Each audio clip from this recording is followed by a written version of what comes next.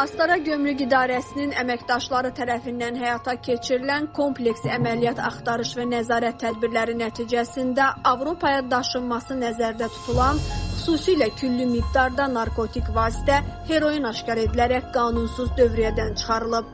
Azərbaycan Respublikası ərazisindən tranzit keçməklə İran İslam Respublikasından Estoniya Respublikasına kafel yapışdırıcısı yük aparan vaqon Astara Dəmir Yolu gömrük postunda saxlanılıb və yükə stasionar rentgen qurğusunda baxış keçirilib. Baxış zamanı şübhəli cizgilər müşahidə olunduğundan yükə kinoloji xidmət iti vasitəsilə əsaslı gömrük yoxlaması tətbiq edilib.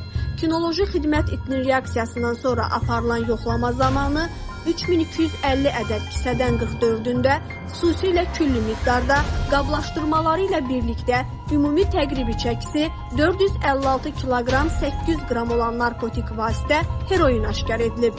Qeyd edək ki, aşkar edilən narkotik vasitənin Avropa qara bazarında təqribi pərakəndə satış qiyməti 90 milyon ABŞ dollarından yuxarıdır. Faktla bağlı araşdırma aparılır.